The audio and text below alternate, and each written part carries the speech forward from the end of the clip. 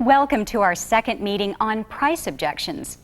We covered quite a bit last week, but price objections are important. It's a big issue that comes up often.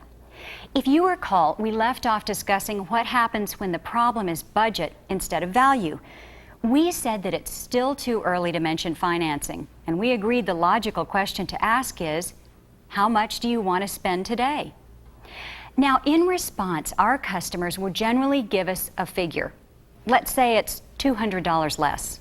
Okay, fine. So we find an alternative selection that's in our customer's price range, and we show it. The question now is, do we add value to the lesser priced option with feature, advantage, benefit grabbers? No. We still want to sell the more expensive product. Don't give up hope. Remember, all customers at one time or another have spent more than they originally thought they would. We all have. How we choose to demonstrate the alternate product or service can make or break our chance of maximizing customer service. Here's what we do.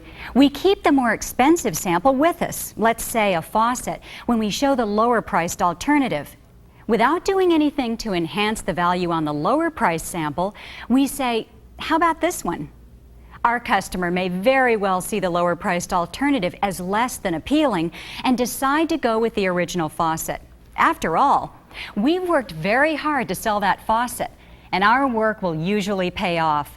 On the other hand, if our customer indicates a preference for the lower priced alternative, by all means, we sell it. Certainly, we want to make the sale, whether it's a higher priced or a lower priced faucet. Just watch our customers for clues before we decide which route to take.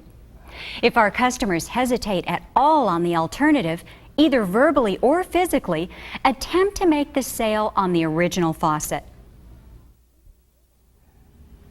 Well, how much did you want to spend today? Well, I was really thinking about $100 less than that. Okay. Well, how about this one? Oh.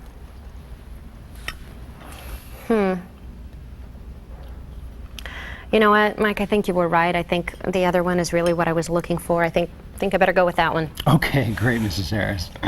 I'll get started on that right away. Okay, now we get down to financing. If our customer's final objection to both the higher and lower priced faucet is an inability to pay, this is where we can mention financing. Never use financing to close the sale until we know that the customer really wants the product or service you're selling, but can't afford it. Sure, we can mention financing earlier in the demonstration, and if our customers are interested, wonderful. We tell them all about the financing options because we'll be able to sell them more. Also, we use financing to encourage upgrades and to sell add-ons. Go ahead, but we should never ever try to use financing to close the sale unless we've determined that there's no objection other than the customer's inability to afford what he or she really wants.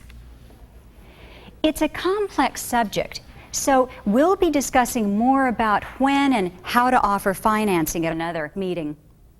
Finally, there are two other price-related objections we should cover. The first one is the objection based on comparisons to do-it-yourself store prices. Here, the key is to simply offer feature, advantage, benefit grabbers that show the greater value of buying from our company.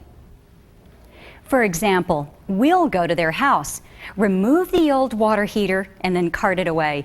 Usually the do-it-yourself store won't. If they do offer these services, it's often with unlicensed, underlicensed, underinsured subcontractors who will use bait and switch, nickel and dime add-ons to raise the price. We're licensed and we have both liability and workman's comp insurance. Do they? Our installation is more immediate. Our water heater is a higher quality, more durable model. We'll make sure the installation is up to code and we'll be there for the customer if something should go wrong. Who will be responsible at the do-it-yourself store if the water heater breaks down? Is it the subcontractor who installed it? Is it the manufacturer? Or is it the store who sold it? If and when they do finally replace it, They'll charge extra for installation and any parts that are needed. Some home centers sell a downscaled version or knockoff of the original high-quality product. With our company, there are no hidden charges. When something under warranty fails, we take care of it quickly and completely. And the last type of price objection we'll cover is the dreaded phone quote comparison. Let's take a look at a short role play to see how we might handle this kind of obstacle. Yeah, you're right, Mrs. Barnes. It's got just the right capacity for what you'll need. Now, how are we doing on price? Well, to be perfectly honestly with you, Mike, I made a call this morning and I got a quote for about $200 less than yours to put in a new water heater. Oh, I see. Well, that's a pretty good price. Let me ask you this. What exactly was he including in that price? Well, you mean besides installation and the water heater? Yeah, sure. Well, let me explain. You see, there are some details that can put the actual cost of the job way above the quoted price. As you know, my shop uses a flat rate pricing system, so we know that everything is included. But many companies will give you a price based on just the water heater and the basic installation. Right. Is there more? Well, they often don't mention the need for necessary materials or additional services. You know, they're extra. For example, what about removing the old water heater we have now and carting it away? I mean, is that included or is that going to be extra? Did he check to see if there was a code shutoff valve to the heater? Was that included? How about a code gas shutoff? He didn't say. I don't know. Okay.